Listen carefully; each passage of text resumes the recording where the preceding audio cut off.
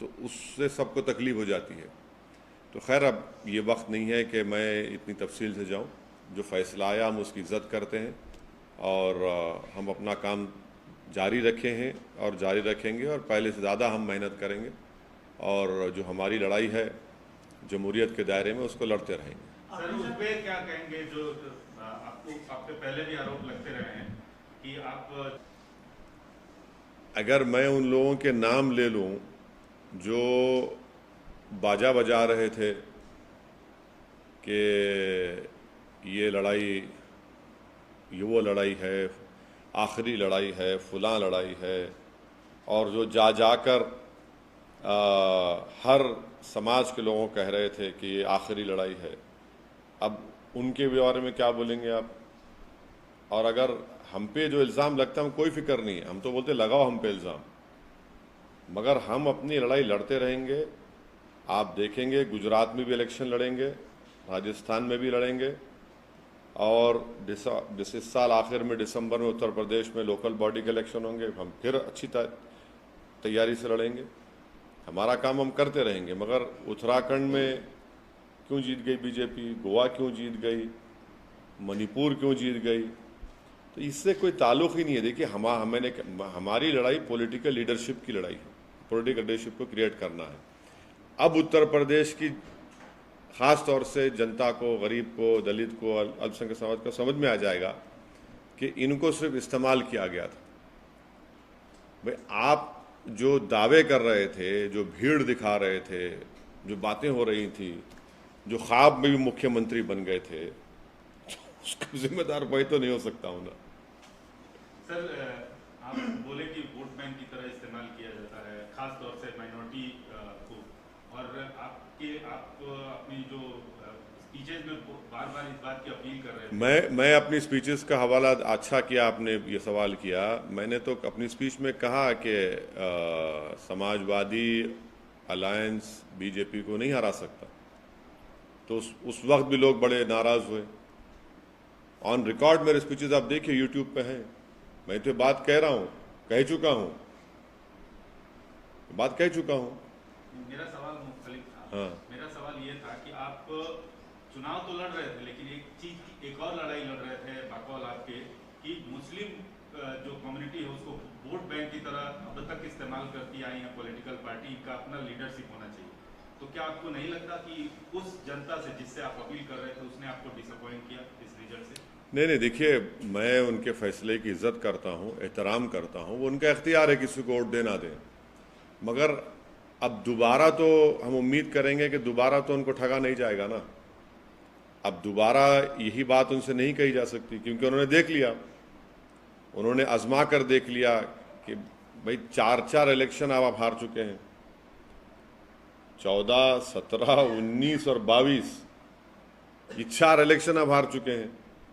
तो अब हम उम्मीद करते हैं कि वो अपना, उनका ही फैसला है, मगर वो अब की बार जब आइंदा पार्लियामेंट के इलेक्शन होंगे उत्तर प्रदेश में या म्यूनसिपल इलेक्शन होंगे, वो हमारी इस बात पे गौर करेंगे। हमको मालूम है कि हमारी बहुत सी बातों को लोग उस पर गौर किए, मगर एक जो चलाया गया था प्रोग्राम पूरा, वो प्रोग्राम तो नाकाम साबित हो गया। सर, यूपी में पहले कहा जाता था कि एमवाई समीकरण चलता है मुस्लिम यादव, लेकिन इस बार ये कहा गया है कि एमवाई समीकरण चला है वो भी महिला और योजनाएं। कोई नहीं, सुनिए, नहीं, एक मिनट, और प्रधानमंत्री के चलते ही एमवाई किसके लिए चलता था? एमवाई किसके लिए चलता था बताइए? कौन सी पार्टी के लिए चलता था एमवाई? यहाँ तो खाली एम ही है ना, वाई कहाँ है यहाँ पे? तो खाली एम ही है, वाई तो मानते हैं कि ये जो योजनाएं थी महिलाओं के लेकर के। अब देखिए प्रसाद साहब ऐसा है ना, अंग्रेजी कहावत है, victory has many fathers, defeat has none. अब आप जीतने के बाद आप वो बोलते बोलिए, अब आप जीत गए तो आप नहीं, मैं यूपी, देखिए, यूपी की जनता ने फैसला लिया, हम उसकी इज्जत करते हैं। अब उस पर आप क्या क्या लगा लीजिए, मगर वो फैसला है, उसकी इज्जत करना पड़ेगा, एहतराम करना पड़ेगा। सर, आपने कहा कि अब ये चुनाव तो हो गए, आपने कहा कि गुजरात और राजस्थान में, तो आप क्या एमआईएम वहां पर बिल्कुल करेंगे, बिल्कुल करेंगे, हम बिल्कुल करेंगे। बल्कि इससे एक पैगाम तो चला गया ना कि ये लोग जो एक पर्टिकुलर कम्युनिटी को अपना वोट बैंक समझते थे, अब तो वोट तो ले लिए मगर आपके वोट नहीं है, आप तो जीत ही नहीं पा रहे, आपका वोट ही नहीं है। वो जो क्या लफ्ज इस्तेमाल किया था कि रेनबो, हाँ नहीं, जो हिंदी का लफ्ज इस्तेमाल हुआ था उसमें वो तो सब हाथ को आ गया ना, वो तो बिल्कुल ही नाकाम साबित हुए। बहुरंगी गठबंधन, ये कहाँ से बहुरंगी था भाई? उसमें तो खाली एक ही रंग था। रेनबो कोलिशन कहा आपने कि ये कम्युनिटी का वोट, वो कम्युनिटी का वोट, ये ट्रांसफर हो गया, वो हो गया। अब आप बताइए कि लखीमपुर खीरी में बीजेपी पूरी जीत जाती है। इसलिए हम कह रहे हैं कि 80-20 का मामला हो गया, और ये 80-20 हम आपको कह रहे हैं बहुत लंबे सालों तक रहने वाला है भारत की जमहूरियत में। तो आपको लगता है विकास के मुद्दे पे नहीं, अभी ये प्रेस कॉन्फ्रेंस ये मौका नहीं है ना वक्त है कि मैं इतना उसमें सब्सटेंशिएट करूं, मगर मैं इतना जरूर कहूंगा कि 80-20 का ये माहौल बहुत लंबे सालों तक रहने वाला है, ये समझने की जरूरत है सबको। क्या इस ऐसा क्यों है कि आप वेस्ट बंगाल गए, वहाँ भी जो मुस्लिम कम्युनिटी का भरोसा नहीं जीत पाए।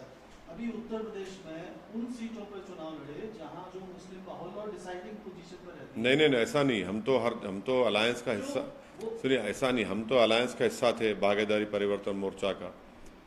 जितने जन अधिकार पार्टी के भी कैंडिडेट्स थे और दूसरे अलायंस के, हम सबके लिए कैंपेन किए। इलेक्शन में जीत हार होती है, इलेक्शन जीत हार होती है। और मान्यवर काशीराम ने सही कहा था कि पहला इलेक्शन हारना, दूसरा हराना, तीसरा जीतना। अरे सुनिए, तो ये काशीराम साहब का एक बहुत बड़ा इंपॉर्टेंट स्टेटमेंट है।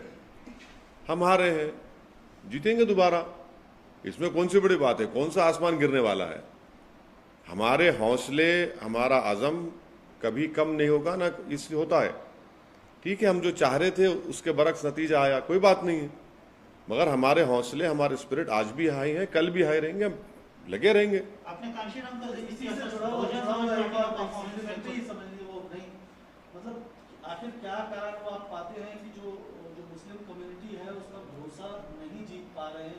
नहीं, देखिए, अब एक मैसेजिंग जो की गई थी ये सब लोगों की वजह से, अब उसका नतीजा देख रहे हैं ना आप,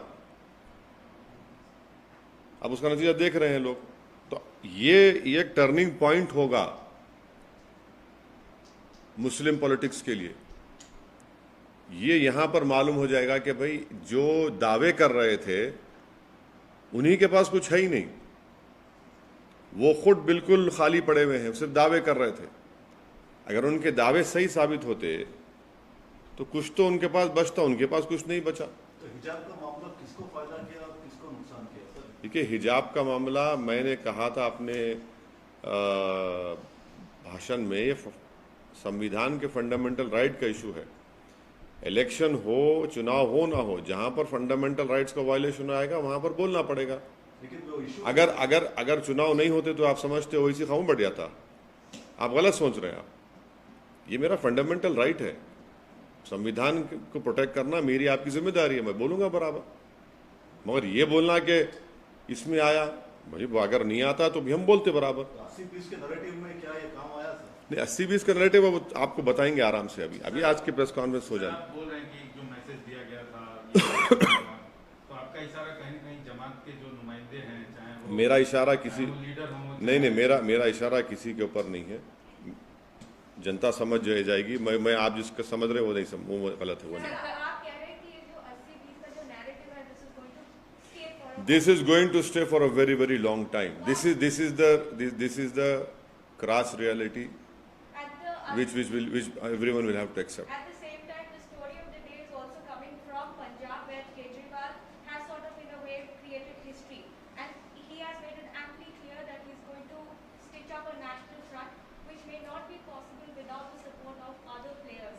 And here we're talking about TRS Chief Minister KC. You know what? One of the MLAs of that party had talked about my chief minister. He has used some offensive words against him, unparliamentary, derogatory words. I don't want to repeat it in a press conference, but that is for them and the other parties to decide. But would you throw in No, no, madam, my objective is to create a political leadership.